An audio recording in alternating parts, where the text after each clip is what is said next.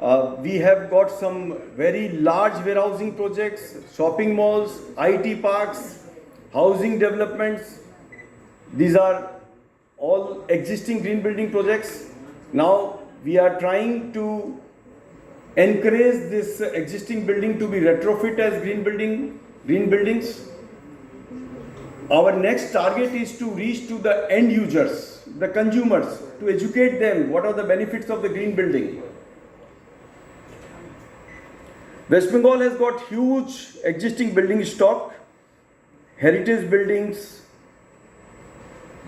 institution buildings, and our target will be to slowly get those buildings as retrofit so that there can be saving in energy, water and natural resources, better air quality, etc.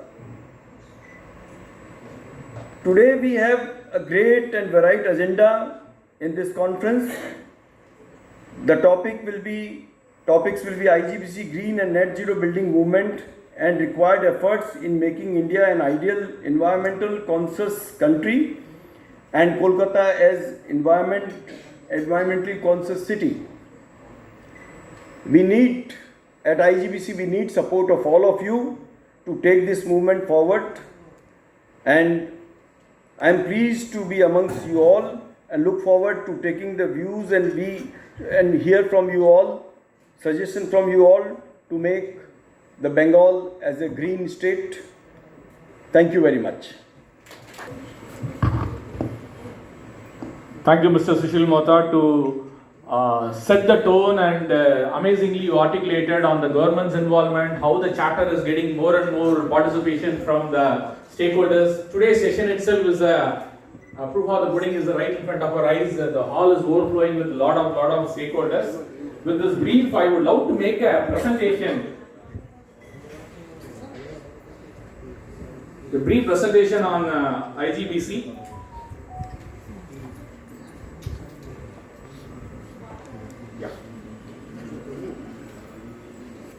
So, as you heard from our chairman of the Kolkata chapter, Mr.Sushil, the need for the green buildings, I need not tell because you are all actively involved in IGBC activities for a very long time. But nevertheless, Huzur has joined the IGBC movement now.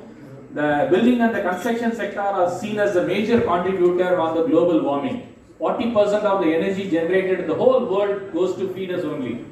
40% of the solid waste. Before entering to this hall, Mr. Sushil Mohta was highly worried about the solid waste management happening across the metro cities and other cities across the country. Also, we would love to take up this agenda. This is being done here because that is also one of the reasons where the carbon emissions or GHG emissions on the higher side, as well as 40% of the global greenhouse gas emissions are from the building and the construction sector.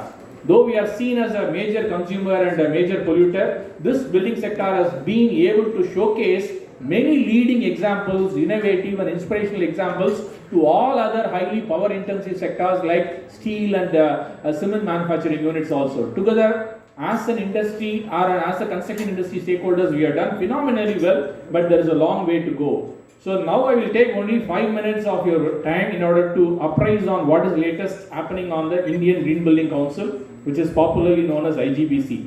So as you are all aware that Indian Green Building Council was formed by CIA in year 2001, almost 22 years ago, when the green building was not so popular or not so familiar in our own country. So the vision of the Indian Green Building Council, as defined by all the stakeholders like you, is to enable a sustainable built environment for all. When we say all in IGBC, it is not only limited to human beings, the flora and the fauna, the biodiversity, everything is included in this. So that is the reason it gives a huge amount of opportunity for all of us and inspires each one of us, the stakeholders in IGBC, to work very hard with respect to this, achieving this vision. In the process, we want India to become one of the global leaders in sustainable built environment by 2025. So we are Indian Green Building IGBC represents in the global forum. Many of our stakeholders are part of the World Green Building Council board, chair of the Asia Pacific Network and others. Many of you would have visited our own IGBC headquarters of CIA in Hyderabad. If you are not visited, on behalf of Mr. Sushil and Architect Vivek, we invite each one of you to come to our own IGBC headquarters, which has been designed in 2001 and 2, has earned the world's greenest building 2003. We are not stopped there. We have improved upon on enhancing the lighting, air conditioning, building management and all others. Now it has become a net zero energy building since 2019 onwards. Now, having enhanced energy efficiency to the highest level and brought down the energy demand to the lowest ever possible, then we have installed the solar PV. This is again first in the country, 140 kilowatt of bifacial solar PV. Solar PV is on both the sides of the panel, again is a demonstrative project which is able to generate 4% more energy than the conventional panels. With this, it has become a net zero energy building since 2019 onwards. Adopting only IGBC's 31 different rating programs. So we are also very pleased to mention to you all, very recently in the month of February, His Excellency Madam President of India inaugurated and launched India achieving a 10 billion square feet NCIS program in New Delhi actually. This is a very proud moment for all of us, and then it has got the global attention also. So green buildings are not new. We in IGBC will never say that we are the one to invent green buildings. Especially I am a very big fan of places of worship actually. You go to a temple or a church or a mosque or a gurudwara which has been constructed before air conditioners were invented or even before electricity was invented. They are all much greener than our own headquarters actually. But never